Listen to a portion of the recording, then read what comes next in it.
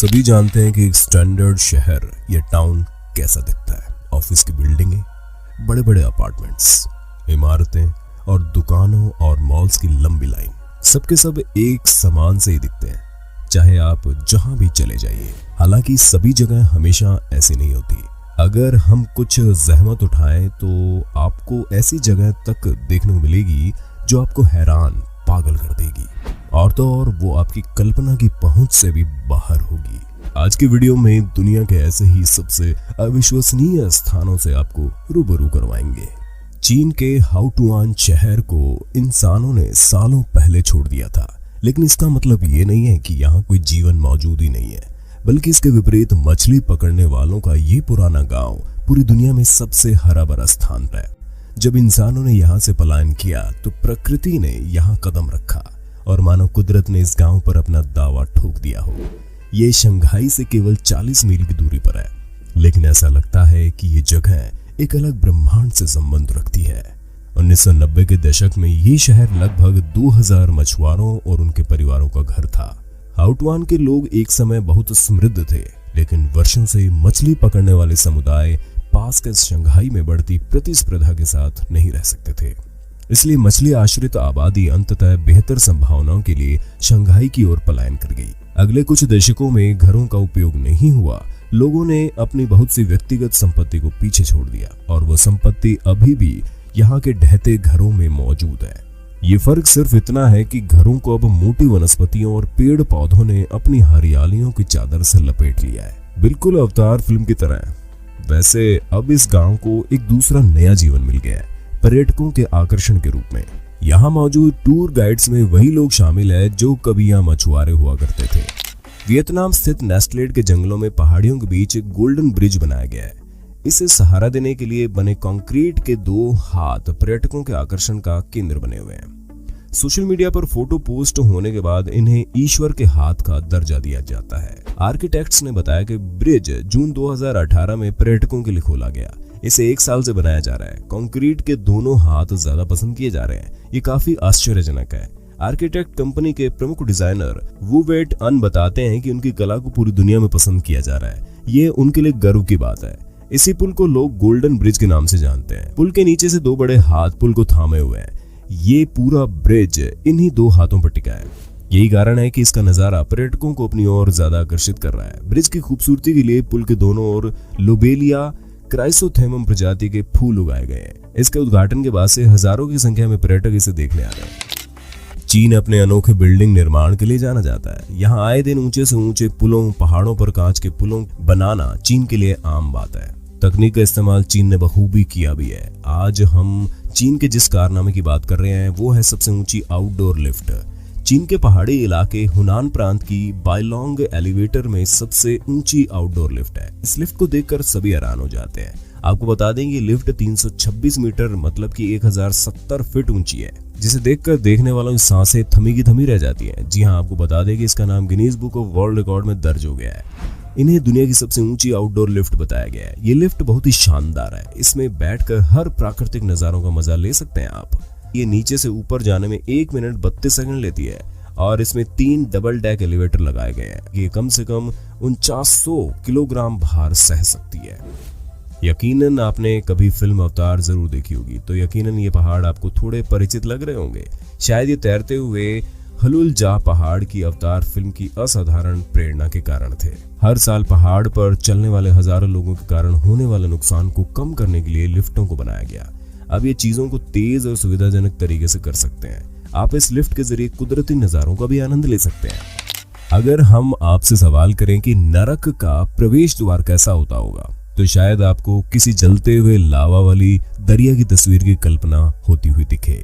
हालांकि यही सवाल अगर किसी ऑस्ट्रियाई से पूछेंगे तो वो आपको बताएंगे ये उनके होम कंट्री में साल्जबर्ग के पास पर्वत के नीचे एक बर्फ की गुफा के माध्यम से ये रास्ता जाता है।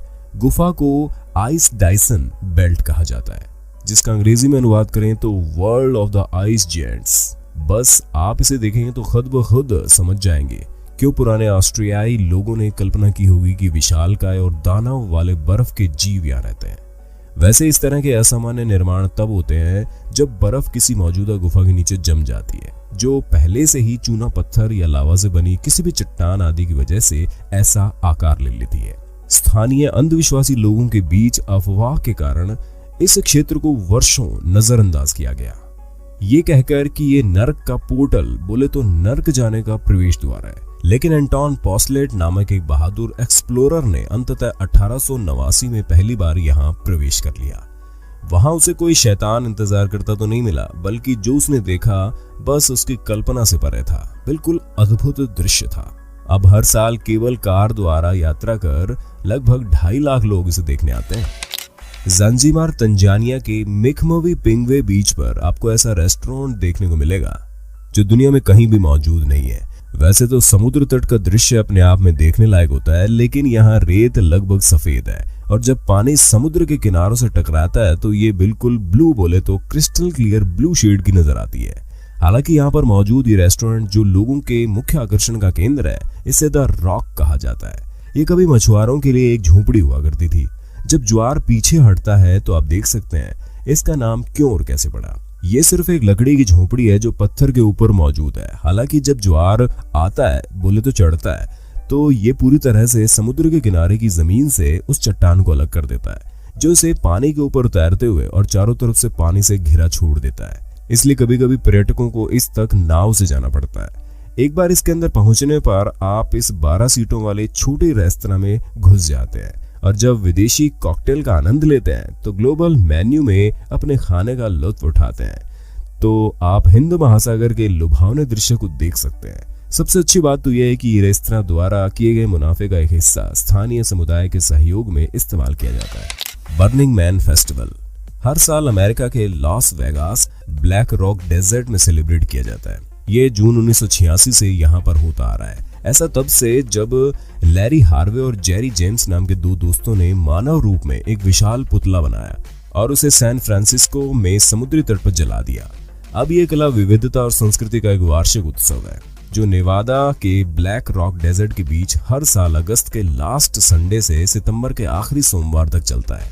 बर्निंग मैन नाम इसलिए पड़ा क्योंकि फेस्टिवल के आखिरी दिन जहां एक पुतला जलाया जाता है, थीम के अनुसार यहाँ हर एक चीज को सजाया जाता है और उसके अनुसार ही लोग तैयार होकर इसमें शामिल होते हैं।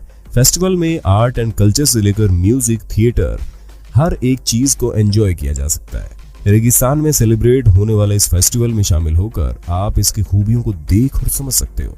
पिछले साल इसकी थीम था रोबोट। ऐसा माना जाता है कि रोबोट इंसानों को किसी तरह से नुकसान नहीं पहुंचाते, बल्कि उनकी मदद ही करते हैं। हर साल एक नया थीम होता है और हर थीम के साथ अविश्वसनीय कला, संगीत और कुछ न कुछ नयापन, बोले तो इनोवेशन होता ही है। यहाँ अजूबे बनाए जाते हैं या फिर सब कुछ फेस्टिवल के समाप्त होने पर अपने सबूत को छोड़े बिना हवा में गायब हो जाते हैं।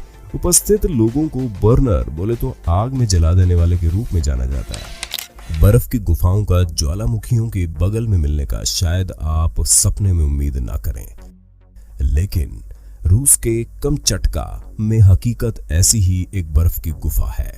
मोर्टनोस्की ज्वालामुखी के ढलानों पर जब आप जाएंगे तो आपको एक ठंडी ठंडी गुफा मिलेगी जो बर्फ से भरी हुई होगी और इंद्रधनुष के हर रंग को प्रदर्शित करती दिखेगी। गुफा के एंट्रेंस में आती हुई रोशनी में एक बेजोड़ अद्भुत इंद्रधनुष का प्रभाव गुफा के अंत तक की बर्फीली दीवारों पर बखूबी दिखाई देता है और पिघलती हुई बर्फ को भी आप बखूबी देख सकते हैं। ज्वालामुखी का पास में होना ही हमारे लिए कुदरत का अनूठा उपहार है और अगर ज्वालामुखी पूरी तरह से फूट पड़े तो क्या होगा?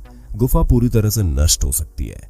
वैसे ऐसा 2000 में हुआ भी था। हालांकि अगर ऐसा फिर से होता है तो प्रकृति अपनी शक्ति फिर से साबित कर देगी और एक नई गुफा अपनी अलौकिक सुंदरता के साथ दोबारा खड़ी हो जाएगी। गुफा पहाड़ के ढलान पर कम ऊंचाई पर ही है, जिससे कोई नौसिखिया पर्वतारोही भी आसानी से आ और जा सकता है। अपने सफर के दौरान आप वल्केनिया नदी का भी नजारा ले सकते हैं। इटली का पार्क ऑफ मॉन्स्टर एक विचित्र सी जगह है जो अक्सर पर्यटकों को आकर्षित करती है, लेकिन वास्तव में इसके पीछे एक दुखद कहानी है। बोमर्जो में भयानक मूर्तियों का बगीचा मूल रूप से एक आदमी के असहनीय दुख का एक वसीयतनामा है। प्रिंस पियरे फ्रांसिस्को और सिने, जिनका की समय कठिनाइयों में निकला, वे युद्ध में लड़े, अपने सबसे अच्छे दोस्त को उस युद्ध के दौरान खो दिया, उन्हें बंधक बना लिया गया। फिर जब वो घर लौटा तो पाया कि उसकी पत्नी बीमार है और मरने की हालत में है। 1552 में उनकी पत्नी का निधन हो जाने के बाद उन्होंने एक स्थानीय आर्टिस्ट की सहायता से चीखती मूर्तियों की श्रृंखला का निर्माण किया उन सभी एक एक डिजाइन ने सभी को चौंका दिया। यहाँ के बेजुबान प्राणियों में युद्ध का एक हाथी, एक विशालकाय मछली का सिर, हाथ से लड़ते 2 विशालकाय सैनिक और एक विशाल चिल्लाता हुआ चेहरा शामिल है, जिस पर लिखा था देयर इज नो लॉजिक। 20वीं शताब्दी में मशहूर पेंटर और आर्टिस्ट सल्वाडोर डाली ने इसे देखने के बाद इसे बहुत सराहा। लोग बाद में इसे जीवन की एक नई रोशनी के रूप में देखने लगे। अब ये विचित्र पर्यटक आकर्षण है। आप इस स्क्रीमिंग फेस के मुंह के अंदर पिकनिक बना सकते हैं, जहां सिर्फ ऐसे अवसर के लिए एक मेज और कुर्सियां रखी गई है। हाँ तो दोस्तों, प्रकृति के चमत्कार और मानव निर्मित जगह आपको कैसी लगी? भले ही हमारी वीडियो खत्म हो गई हो, लेकिन ऐसी और जगहों से हमारी धरती भरी पड़ी है। अगर आप इनके भी दर्शन करना चाहते हैं तो कमेंट बॉक्स में बिना वक्त गंवाए पार्ट 2 जरूर लिखिएगा।